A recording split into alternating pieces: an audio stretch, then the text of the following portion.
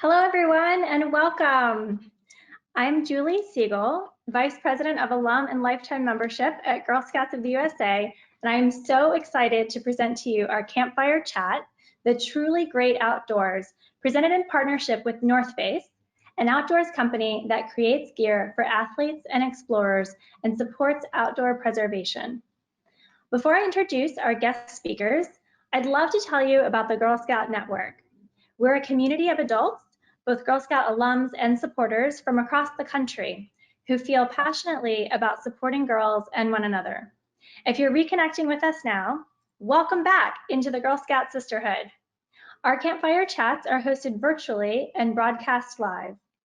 During these events, successful women, many of them Girl Scout alums, share stories and tips to educate and inspire people who are striving for a better world. We'd like to extend a very special welcome to current Girl Scout ambassadors and seniors in the audience. You're making the world a better place, and we can't wait to welcome you into the Girl Scout Network when you graduate the program and become alums. One more thing before we get started. We'll be moderating the chat log and sharing your questions for the panelists, so don't be afraid to ask away. And if you're inclined to share what you've learned, please tag your social posts with hashtag CampfireChats and @Girl Scouts. Now, I'm thrilled to introduce you to our moderator, Lauren Guthrie, Vice President of Americas, Inclusion and Diversity for the VF Corporation, the North Face's parent company. Welcome, Lauren. Thank you, Julie, and hello, everyone. Welcome to today's Campfire Chat. It is an absolute pleasure to be here with the Girl Scouts in our incredible panel today to discuss the awesome power of the outdoors and Mother Nature. As Julie mentioned, my name is Lauren Guthrie, and it's my honor today to guide our conversation with the three inspiring women that I am about to introduce. But I just want to reiterate, before we get started, we will have time for Q&A, so please feel free to shoot us questions as they come up through the chat. We want this time to feel interactive. But now I would like to welcome our panelists and invite them to introduce themselves. If you ladies would like to join me on screen. Hi, everyone. Hi. Hi. To help our audience get to know each of you, can you please take a moment to tell us your name, what you do for work, and why you feel that recreation and access to the outdoors is important, particularly in supporting the next generation? Maureen, would you like to kick us off? Sure. My name is Maureen Beck, and to call myself a professional climber is probably the simplest way to put it, although I don't think it quite captures what fills my days. And I work especially in the fields of disability and physical accessibility. I myself have a physical disability, and I work a lot towards representation in both climbing and the outdoors, because I think strongly that if you don't see someone who looks like you, you're not likely to join a given activity, whether it's climbing or hiking or fishing. So I like to tell the stories of people who are out there getting there to inspire others to join. Amazing. Thank you. Eileen, would you like to go next? Sure. Hi, everyone. My name is I Ling Thompson. I head up communications and marketing for the Trust for Public Land. I've been in the conservation and outdoor recreation space for the last 18 years, and what's really attracted me to this space is just how powerful I believe getting outside is for the human experience, and for me in particular, being an Asian American woman. And someone finding my way, as many of us are, how I really found myself getting into the outdoors. It was a really transformative opportunity when I first had my first hike and I went for my first mountain bike ride, and I really found how what I thought was possible was so much more than what my mental model and things in life sort of tell you is possible. So I've been fortunate to make a career of it. At the Trust for Public Land, we're really focused on creating these opportunities for people to have access to the outdoors, and it's so aligned with my values and what I find so important. I often think of getting outside as the gateway for people to stay more connected to their communities, to each other, and to our natural world. And so, you know, that's really what drives me and what's really brought me here. I did have a chance when I was growing up to be a brownie.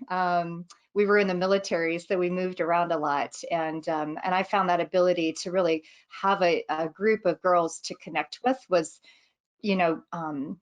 was really great. You move every 8 or 9 months, and it's really hard. So I'm grateful for my time in the Brownies. Amazing. Welcome and thank you. Kim. Hi, everyone. My name is Kim Moore-Bailey, and I am the CEO with an organization called Youth Outside. We're based here in Oakland, California.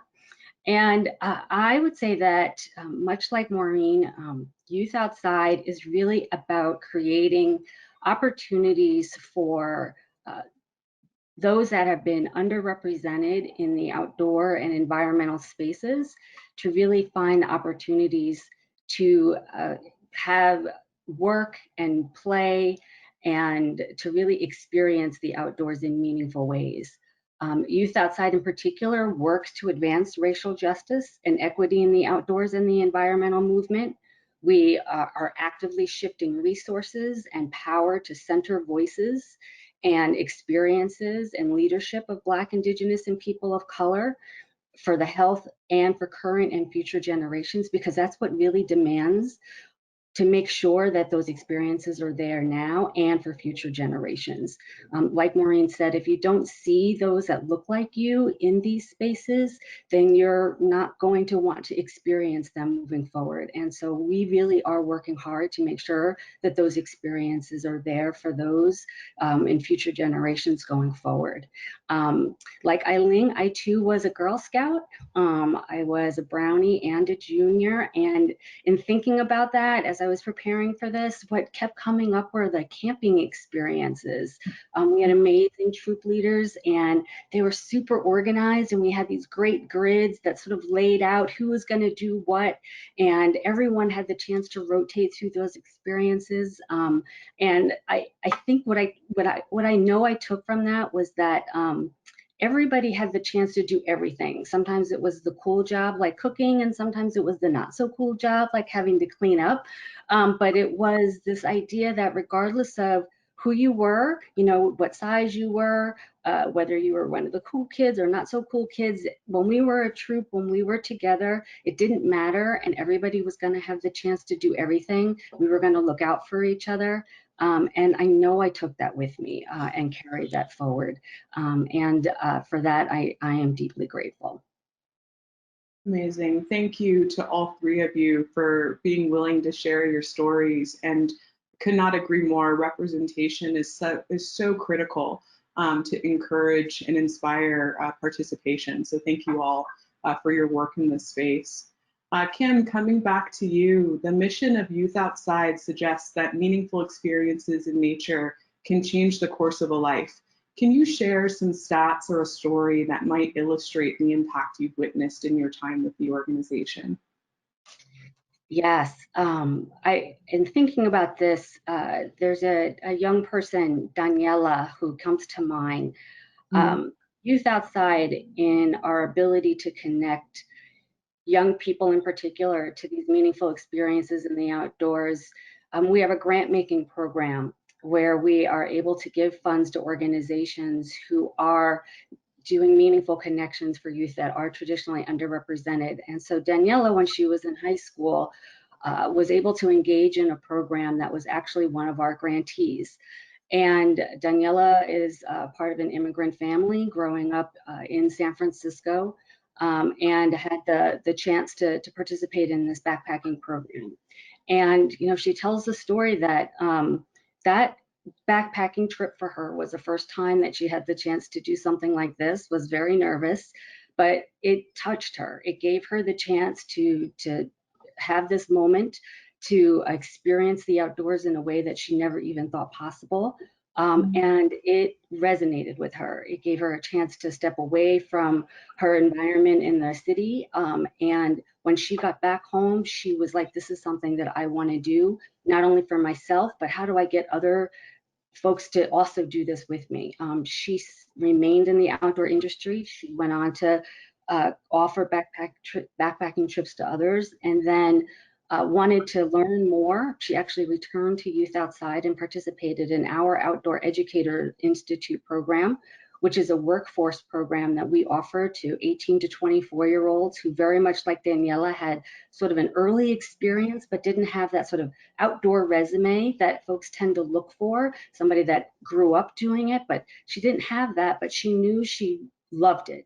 Our Outdoor Educator Institute offers both classroom and experiential opportunities. We partner with organizations who do kayaking, backpacking, river rafting, but that's not what we do, but there are organizations out there that do that well. Daniela, through that experience, connected with one of our providers, graduated from our program, was able to get a job with one of those providers, and is now working in the industry. 85% of our graduates from our Outdoor Educator Institute actually go on to work in the outdoor field within a year of graduating from our program. But for Daniela, it was that moment, right? That meaningful experience in the outdoors in high school that gave her that ability to connect to herself and really tap into the power that she always had, but it gave her the stillness to actually believe in herself and to pursue an opportunity that is still with her today. Wow, that's incredible and clearly life-changing. Thank you. Maureen, your first introduction to climbing was at a Girl Scout camp, is that correct? Can you tell us a little bit about that day and how your Girl Scout experience has informed your relationship with the outdoors? So my mother was a Girl Scout, and then I was in your more traditional troop from daisies through early juniors. And then I kind of got more interested in other things, but Girl Scout camp I did every summer. My first summer, I think I was 8 or 9. And then by the end of high school, I had done 2 years of the CIT training and was a full-fledged, full-time counselor for 2 years after that. So even in college, I was going back to Girl Scout camp. For me, camp was kind of an amazing place to safely and comfortably get challenged. There's a lot of things about the outdoors, like you want things to be challenging and you want to take risks, but you also want to manage that space so you are supported in doing so. And camp for me was the place to do that. So we could try, we could try archery and canoeing and all sorts of things. And if you failed, it was okay. I was really lucky, so I had a prosthetic hand, and for most of the activities, I could just duct tape things to my hand to make it work. So if it was archery, I could duct tape the bow to my hand, and canoeing, I would duct tape the paddle. But actually, when it came to rock climbing, I remember my counselor thinking, like, we can't duct tape anything to you to make this any easier. And she actually said, and she was being supportive, she was like, if you want to sit this out, that's okay. You don't have to like force this. And because I was probably 10 or 11 at that point, you're a little bit of a rebel by then. You don't like being told what to do. And so I said, well, you watch me. I'm going to do it anyway. And that was okay with her. She was like, she didn't tell me, oh, sit down, like sit this one out. I've had phys ed teachers, I remember, tell me I could sit out of baseball practice or I could sit out of the basketball, because how could you do that without 2 hands? But my Girl Scout counselor gave me the option to sit out, but then let me challenge myself. That said, I don't think I did it well. Like, I don't think I even got to the top because it was hard and it was challenging. But being provided that space where I had the option to grow was just, honestly, it's probably what got me here for sure. Yeah. That's incredible. I love what you said, giving you the space to grow, right? Sometimes that's all it takes is a little bit of push and support. Yeah, so often I think that people can be maybe, especially in the outdoors, it's easy to almost over support and kind of way, because a lot of what we do is because it's challenging, because it's risky. And I think it's really hard to find that happy medium of support, but still the risk and still what keeps us going back. And man, Camp Natarsi up in northern Maine, they nailed it. They sure did. They sure did. Thank you. Eileen, front door camera. Sorry. As you think about the work you do and the information you collect through Trust for Public Lands, what research is out there that supports the benefits of spending time outdoors? Yeah, thanks, Lauren. And Kim and Maureen, both of those stories are just so grounding for, a reminder of why this works. So just a little bit of backdrop, you know, over 47 years, the Trust for Public Land has been working across the country. We've protected 3 million acres. We've created access to a park within 10 minutes, a 10-minute walk. We've created more than 5,000 parks around the country. But as we've worked through this over the last 47 years, everything we're seeing today, particularly in the middle of a pandemic, has been, you know, how powerful when the outdoors is taken away from you, how profoundly impactful that is on society. Our, you know, even right now with the wildfires across the West, not being able to get outside. In the early days, it was unclear where it was safe to go. Your normal routine in life has been shut down. And we've also really seen the deep disparities in access and how funding for access to parks and open space has really been you know, grounded in the system of inequities across you know, decades. And so as we're looking as an organization at the data, you know, we've looked across 14,000 communities. We've really started to see that communities that are within a 10-minute walk of a park are on average 6 degrees cooler. You think about rising temperatures, you think about health. We also know that the closer you are to a park, the healthier you are. We also know that the mental health benefits of getting outside are quite significant. Researcher Gina South at the University of Pennsylvania joined us for a chat once, and she shared that she found a 29% drop in gun assault violence and a 62% drop in poor mental health when there were communities that replaced vacant parking lots with parks. These are significant impacts, and you can really point to the need for more park access. So we're really focused on how do we accelerate and drive more change here.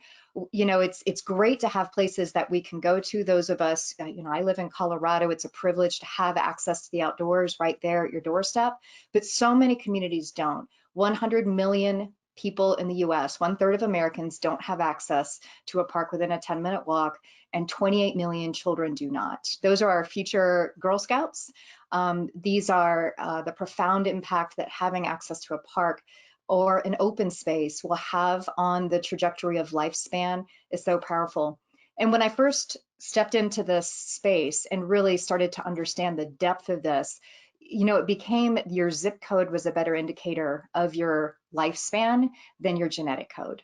And that is so fixable when we actually start looking at how do we all individually from the center of our communities drive that change? How do we address policies that really require us to think differently and to unthread the things that have really contributed to this over decades?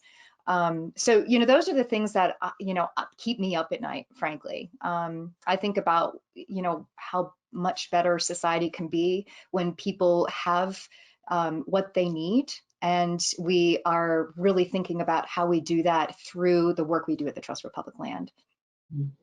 Wow, those are some staggering statistics. Just want to raise, you know, we got a question from our audience actually.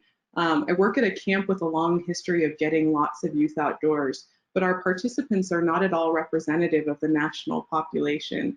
How do we lift off and begin to include more different kinds of people? How can we make the first cohorts of people from non-white, non-male populations feel comfortable at our camp? I think really hitting on some of your comments, Eileen. Anyone want to take a stab at that one? Kim, any thoughts?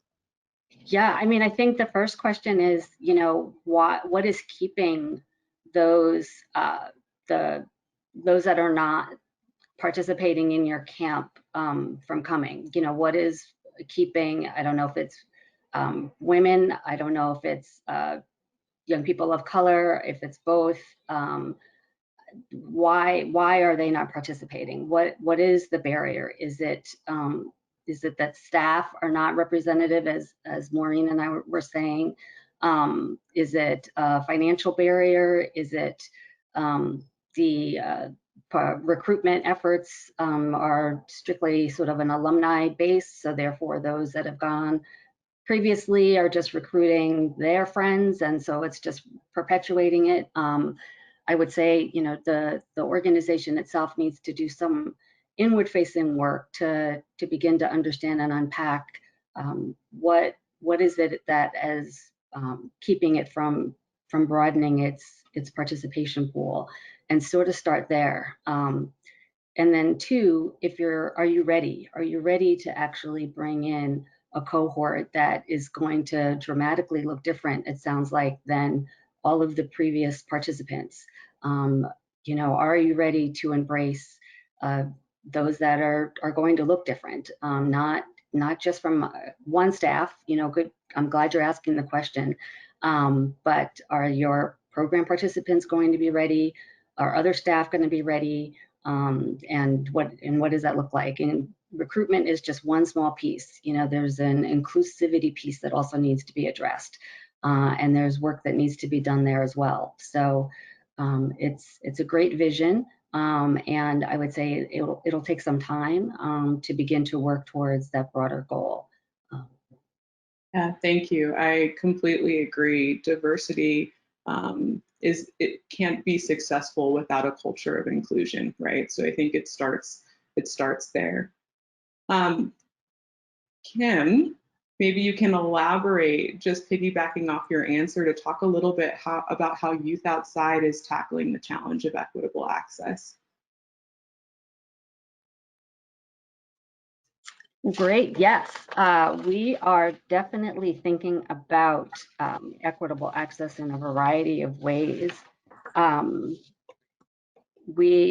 a long time now, we've been working to broaden this particular definition. I was thinking about what Eileen has just been saying. But we've been thinking about broadening the definition to equitable access to the outdoors to remind us and the field, and those of us that truly love nature, that even a plant on the windowsill is just as valid as the 10-day backpacking trip, right? And potentially even more so, because the plant teaches us to really care for something, to care for it in that you have to water it and to make sure it's got clean air, and in order for it to survive. So we create access by ensuring that the community gardens and public parks are seen just as vital to the environmental movement, and just as deserving as protecting and an investment, as much so as the pristine wilderness is. So for us, we are really trying to broaden this definition of equitable access to be seen from the windowsill all the way to our wilderness places that Eileen was talking about, because it really is the full spectrum. In a more tangible way, we also offer grants, like I was saying. We offer some support to something called a transportation fund that is really just addressing sometimes that number one barrier, which is transportation, offering financial support to cover buses, which is sort of crazy, but we're still trying to tackle that very need, to make sure that organizations, where at the end of the day, sometimes that is the barrier, pre-COVID, obviously, but even now, where it's going to take even more buses to accommodate social distancing to get young people to these experiences. We also want to think about equitable access in places that are a little untraditional. For example, we've supported an organization that has started gardening programs in juvenile detention centers, where you might not think about that. But again, this is an opportunity for young people who, for circumstances that are here nor there, but for them, the gardening program has become an extraordinary opportunity for them to even take a break from their day-to-day and experience the wonders of nature. And access for them in that way has also become the highlight for their experience as well. Yeah, absolutely. I love this idea of thinking about equitable access in unconventional, so to speak, ways. Eileen, the Trust for Public Lands is focused on ensuring the outdoors is accessible to all. So similarly, from you, are there spaces that we don't always associate as the outdoors, and how can young people living in city and urban environments experience the full benefits of being outside? Yeah, there are so many, and I want to pause for a minute on what Kim said. I think the mental model that many in the conservation outdoor recreation space have had for a long time is it's a certain way. There's a certain way you're supposed to go outside, and there's so many ways. I can't, the value of keeping a plant alive on the sill is so important, because it sparks that blossoming connection to nature so much. I would say there's a few things there. It's sort of thinking about going from exclusive to inclusive in the way that we look at the outdoors. One of the big areas that the Trust for Public Land has been focused on are there's in cities, as an example, there's so many vacant, empty parking lots. There are schoolyards that are made of asphalt. They're broken, they're hot. And we're working, we've worked in New York City and a number of communities across the country to transform 250 schoolyards into these vibrant green places for children to get outside, not only for the school, but for the surrounding communities. These inviting spaces really bring the community together. And the key here is just to build on what Kim was saying, is it's not going in with a one single model to do it, but it's actually involving the community and designing spaces that are meaningful to them, that feel inclusive and welcoming to them when they go into these spaces. And once they're included in that process, it becomes a real treasure for the community to get involved in. I want to share just one story. It really sparked it really sort of hit home for me when I was probably 2-3 months into the job, and I had the opportunity to go to Tacoma, Washington, and take a tour of a schoolyard with a principal who we weren't officially working with at that time. And she's this amazing principal, and she had been reaching out to the community, and we had heard about her through some news stories. And I went with a colleague of mine down there, and we sat with her, and she said, she spread out these maps, and she said, here's what I'm doing in my schoolyard. It's historically flooded. It was at the intersection of many highway systems. The Department of Transportation had done a lot of work around the schoolyard in the highway system, and so it created a lot of flooding on the schoolyard. And she was going in and teaching the school, the children in the school, how to plant trees. They had done a lot of work. They had gardening programs going. And she said, it was the core of it was, she said, when you give children broken asphalt schoolyards, broken sidewalks, no water fountains, you tell them they don't matter. And when you give them vibrant green places that they can get outside, that they can enjoy the fresh air, the air is clean, you tell them that they matter. When you give them a route to get to a park, to get to school, that is, that's really saying that they matter and that they're worth it.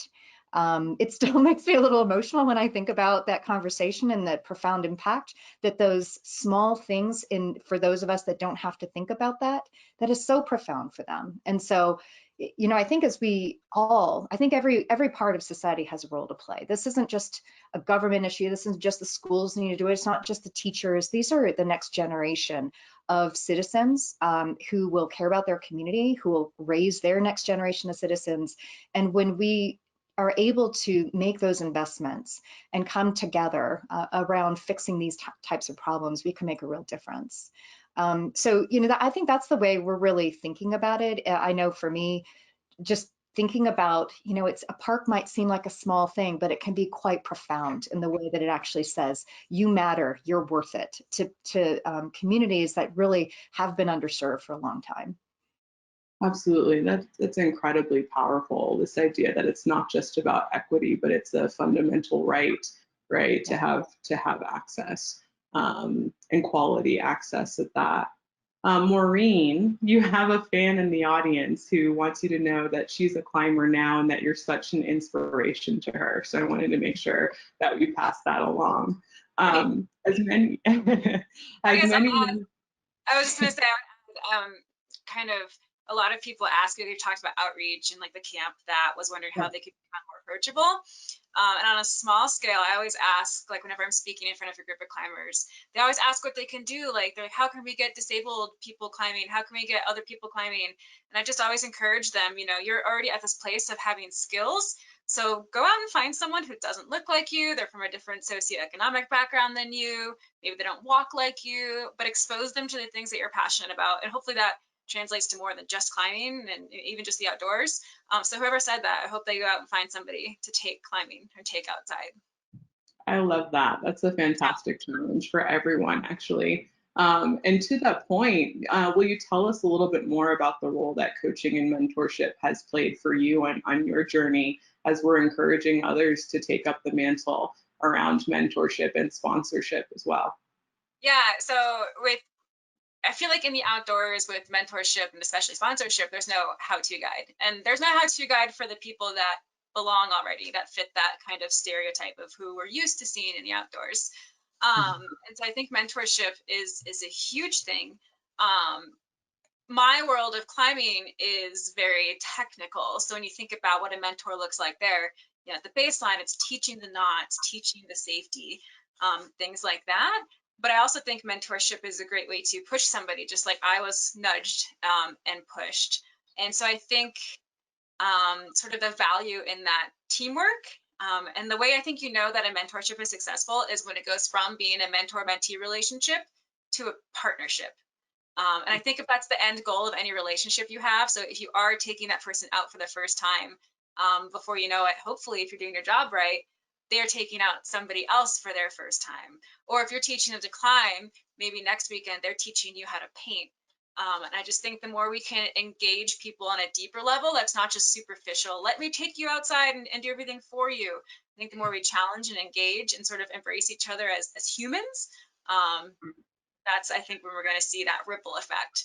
And every mentor should know, like, it can be challenging. You can feel like you're not doing the right thing or saying the right words. But whatever you do, you're like the pebble in the pond creating the ripple, because every positive experience you give somebody, they're going to turn around and teach two people, and they'll turn around and teach two people. And before we know it, everybody just knows that the outdoors is for everybody, because everyone has been touched by the ripples you helped start.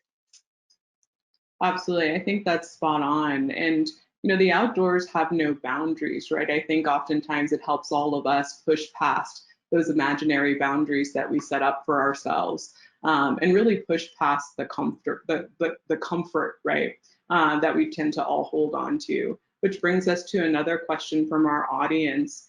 Is there a comfort issue contributing to diversity and acceptance, specifically in the outdoors? And the question is, would creating a buddy system help with this in camps? Any thoughts from our panel around really how to help people push past their comfort zones when it comes to inclusion and diversity? I'll jump in. So I didn't get into the outdoors really until I was almost 30.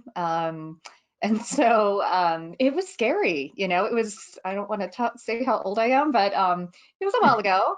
And that was when there was like one color of clothing for women. Women, you know, it's pink it and shrink it from the men's style clothing and things like that. And it's come so far. But it's all those subtle signals, right? There's the infrastructure around you that send a signal, whether you're part of it. And it's great to see how far the industry has come in being welcoming. But I'll also say, I was with some friends this weekend and we were doing some hiking and camping, and we actually talked about this. And I said, you know, the thing that, you know, I'm half Chinese and I'm half Caucasian. And when I was younger, I didn't quite look either. I looked a lot more Asian than I do now. And but I didn't quite fit in either community. And I remember distinctly, it's scary to go in and say, I want to try something. I want to go outside. And what's wonderful about the Girl Scouts is it provides that pack. You know, you get the troop who invites you in and welcomes you in. But there are so many people who, and particularly so many young girls that have so many parts of society saying this is the way you should be, or this is how you should act, and to be able to have someone just welcome you in and say, here's, you know, I see you, I haven't seen you before, you know, just literally being welcoming and inviting to somebody. One of my favorite things is just to if someone says, hey, I heard you did this thing, you know, you went on a hike, or I'd love to go out too, would you take me on a mountain bike ride? That's so important, you know, to say, yes, you can do it, and to be that one person to pass it on. Maureen, I loved your analogy of the ripple effect. You know, it's, you know, enough of us do that, and you carry that in your heart and the way you show up to the world, you know, we can make that impact. And that's the thing that just, any way you do it, showing up is just wonderful. And for all of us to really think about how to be inviting to anyone who shows up willing to get outside. I think that's really important. I think a good way to learn or remember to learn is, it seems like, you know, everybody here, or maybe everybody in this chat is an expert in what you're doing. And maybe it's been a while since you've been new, or you've taken that leap of discomfort. So I would challenge everybody to try something new, to remember what it's like to feel new. So I was speaking to the panelists earlier this last week. I was on a river rafting trip. I'm not a river rafter. And so my friends had to tell me like how to pee in the river, and like how to paddle. And to be new again, I was like, man, that's like its own discomfort. So I'm used now to the discomfort of risk and management when I climb, but being new at something has such its own discomfort. So I would encourage everyone here, even if it's trying knitting for the first time and having someone teach you, like the feeling of being new is so intimidating, and it's really easy to forget. So I would take a stab at that, and then go from there. Maureen, I hope everyone is taking notes. You're dropping some incredible challenges for the audience today. I know I am. Kim, did you want to jump in? Yeah, I would just say, in thinking about the outdoor space and a sense of inclusion, I think that there is value absolutely in the idea of partnership or being paired up with those that look like you. I'm thinking about, I'm a downhill skier, and I'm thinking about the opportunity for me to do that with the National Brotherhood of Skiers, who has received tremendous support from the North Face over the past few years. And one of the main things that we've been able to do is really attract those who are first-time skiers.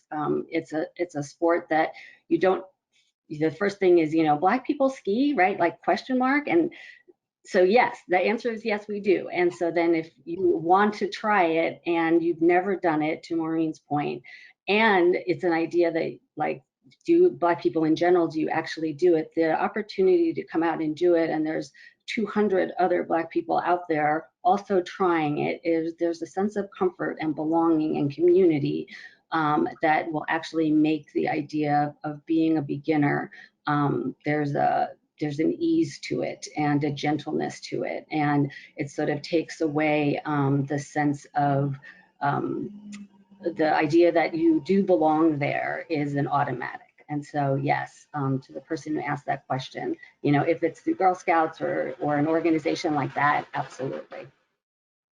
Yes, absolutely. Thank you so much to all three of you for your answers.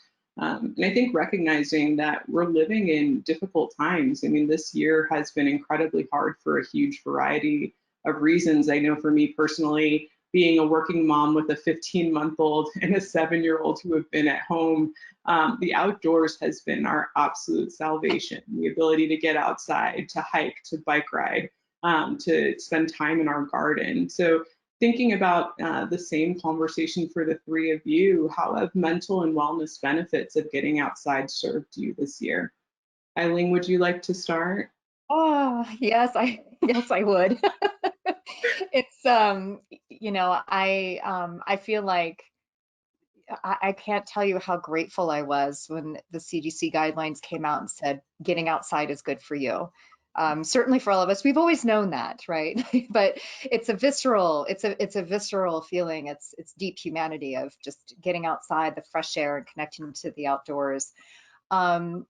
And I always sort of balance social time and alone time when I'm outside, but I realized how much of the social interaction I've missed, and the ability to pair getting outside for a walk, a hike, a bike ride, just and being able to do that with friends and neighbors. It's really cut through the social isolation that Or, and sometimes, the house can be incredibly chaotic and you need to step out and it's good. So, I have actually found that this pandemic has really brought me down to the core basics that, boy, my community is so important. I used to travel a lot throughout my career, and being home, it's almost a metaphor for like regrounding, reconnecting with your community and getting outside. So I've always been the go outside, find the big adventure, but I've actually found like a deeper part of myself by just being home and being able to sort of connect around with friends in a social way, in a much more profound way than I've had to in the past. And I've been grateful that the outdoors has been a safe place to do that. Yeah, Maureen, any thoughts from you? Yeah, it's hard to describe without using too many cliches, I feel like. The pandemic has changed sort of how I interact with the outdoors. Here in Colorado, our lockdown was pretty tight, and we definitely had guidance that, like, unless you're super close to a park, please don't go to the park. Rock climbing don't do it, please. You don't want to put yourself or potential rescuers at risk if anything happened.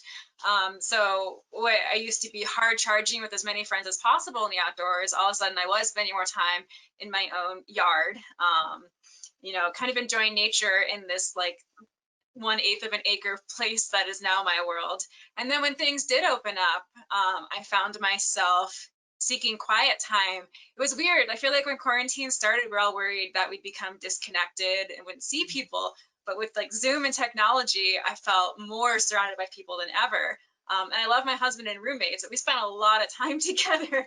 So the outdoors for me used to be my big social space. I loved climbing with big groups. I loved hanging out with lots of people. But then I started treating it more as like my solo, my healing space, where I would either be alone for a hike or with one person to climb. And I think kind of shifting how I view what the outdoors does for me now lets me enjoy it more holistically instead of just this one way. So in the end, I really appreciated it, even though it was kind of a painful learning curve at the start. Absolutely. So as a professional athlete, where so much of your time spent outside is training or committed to competition, is it difficult for you to change your mindset to just simply enjoy being outside? Kind of. So for competition climbing, you actually spend most of your time inside, training in the gym. And climbing is a really beautiful sport where I think it's maybe more akin to skiing, where if you're a passionate lifelong skier, you can have just as much fun on the double blacks as you do cruising the greens. But climbing is even cooler, I think, because you can climb your hard climb, but it can be 10 feet away from the easiest climb. So you can really interact with all sorts of climbers, new, experienced, hard charging, casual. And honestly, the most fun I have climbing is usually on those easy days where you're just able to take a slower pace, engage with the people around you, remember to look around and enjoy that you're outside versus just like when you're outside trying hard, it's usually you're so focused, which is nice. You can check out mentally and just focus on the rock. But my favorite days are just, days where you're there and present and moving. Awesome. Awesome. And then Kim, coming to you, what tips do you have for ensuring that you get the maximum wellness benefits from outdoor recreation? And a question from our audience, especially for those who are in Minnesota in the winter months. I think tip-wise, I would say, really dismantling the idea that outdoor recreation requires like special skills, or that you have to be, Maureen is definitely an expert, but we don't all have to be, you don't have to be an expert to engage in outdoor recreation unless that is sort of your ultimate goal, right? That there's a real range between just enjoying it and being an expert, that you don't have to, it's sort of like the idea of you have to be in shape before you go to the gym, right? Like you don't have to do that, right? That you don't need a lot of special gear or a trunk full of, all this real important jackets or things. Like you need some water and you need the right, footwear if that's where, if you're walking or something, you need a snack, some sunscreen if you're going to be outside. Even in Minnesota, Yeah, and you know, somebody that either knows where you're going if you're going to be out there by yourself, and if you're going to bring your phone. You can definitely, you know, put it on silent and try not to look at it if that's not what you want to do. But I think the main thing is to relax. That for me, and that's harder done. That's not as easy to do, right? Like I don't say that to be flip. Sometimes that's the hard part, right? Is to just try and go out and to relax about it. But I think that is the key. I teach a class at San Francisco State University on urban parks and recreation, and usually we would go on field trips. Right now we can't go as a team, obviously, or as a class, so I'm trying to send my students to go on the field trips on their own. And their assignment right now is to go to a park that has a natural area. And for many of them, they were like, what is that, right? So I was like, well, just Google a park that has a natural area. And my goal was to help them see that parks, even in cities, actually have areas that are natural. Sometimes it's, you know, grassy areas, sometimes it's wooded areas, but I also wanted them to sort of begin to see parks, you know, more than just baseball fields or and they have to take a picture of themselves in front of the natural area and tell me a little bit about it. And so once I sort of like lowered their anxiety that this wasn't something crazy, one of the students sent me a picture, and I said, that's it. Like that's the extent of it. Now, what you do when you go there is totally up to you. The fires have finally subsided. We can spend time outside here. And one of the students sent me this beautiful picture. She's sitting on the edge, the natural areas behind her. She's in a dress. She's got a picnic spread out in front of her. And she was like, I had no idea that, you know, I could get away from the craziness of the more formal park and come closer to the natural area and actually have this beautiful quiet time on this gorgeous, you know, Sunday afternoon. Thank you.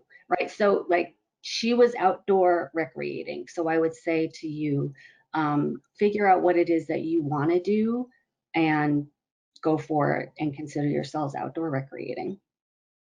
I love that. Keep it simple. When in doubt. So one last question for the three of you before we focus on Q&A. What is your future vision regarding access to the outdoors? And if you had a magic wand and could make one wish come true, what would it be? Eileen, can I start with you? It's a big one. I'm gonna go. You know, I am such a firm believer in this 10-minute walk access. You know, every American, every person living in our country can have access to a park, a natural area, trail, somewhere, some green outdoor space, somewhere they can get outside within a 10-minute walk at home. And that it's a quality place, and it's a place that feeds them and nurtures them, and that our country embraces what it will take to get there, because that will sort of signify a major shift in the way that we think, in the way that all sectors of society engage in this issue. This is one that's fundamental, and Lauren, you said earlier, you know, it's a fundamental human right to have access to clean air, clean water, a great place to get outside and connect with nature. And so that would be mine. I can't imagine what our society would be like if we all had that. That's incredible. Maureen, how about you? Yeah, so it's funny. I feel like everyone here, if we do our jobs well, we won't be in the job. And when the work is done, we're not needed anymore. It's done. Right. If we've done our job. So that's always kind of a funny thing to think about. I'm trying to work myself into irrelevance and unneededness. I think if there's like one thing that can make my job easier, it would be to figure out a better way to find out what is truly keeping people away. I think it's really tempting to think, like, I feel like a financial barriers, that's the easiest one to point to, because it seems like that's the easiest one to fix. Like, oh, we could just get companies and sponsors to write a check and our problems are solved. But unfortunately, it's way more cultural than that. And there's still so much gatekeeping into the outdoors, especially in the fields of experts. And like y'all were saying earlier, like we're selling people that they have to be an expert to be outside, or they have to have the fancy things and the best of gear to be outside. So it's kind of a combination of dispelling that myth and changing the culture and changing our own language, as well as redefining. I'm really just copying what you guys already said because it was so perfect. But redefining what getting outside means. It doesn't have to be climbing a mountain or climbing a rock or rafting or doing something extreme. It can just be sitting in a park having lunch with your family. So I think if people are too scared that they're not cool enough or extreme enough, I think if we can just get them to start with that park trip, just getting outside, they'll feel the benefits. Absolutely. And Kim, any quick thoughts from you before we open it up for Q&A? Yeah, I think it's sort of a combination of both Eileen and Maureen, in that Youth Outside, we talk about envisioning a just world where Black, Indigenous, and communities of color experience safety, health, and abundant joy through meaningful relationships with one another and the outdoors. Wow, that's super powerful. Abundant joy. We all deserve that.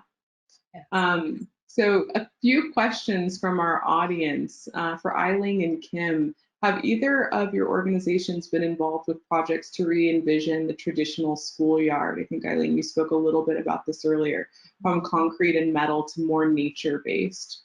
Any quick thoughts there? Kim, I'll let you take it. Well, I've been involved with the Green Schoolyard and Living Schoolyard programs through Trust for Public Lands. So, So I think you're hearing the answer is yes. And I have a couple of interesting, maybe a couple little interesting points here on the schoolyards work. You know, one, I shared the example from Tacoma, but what's been powerful is we've actually started looking at the ways that schoolyards can offer even greater benefit. So imagine right now we have schools grappling with what's safe. You know, imagine if we had schoolyards that were not asphalt, concrete, hot, but had more shade, more shelter, more space to spread out that could offer alternatives to, you know, to other scenarios for education. The other is we've really examined schoolyards across the nation, and we've really found that there are a number of schoolyards across the country that are so they're heat islands, and you're putting children at risk of rising temperatures, and they're having to go outside and get their exercise in places that are in the middle of heat islands. And these are the types of things where when we just sort of we reimagine what that could actually look like. It's so powerful. And again, transformative at an individual level, at a school level, and at a community level.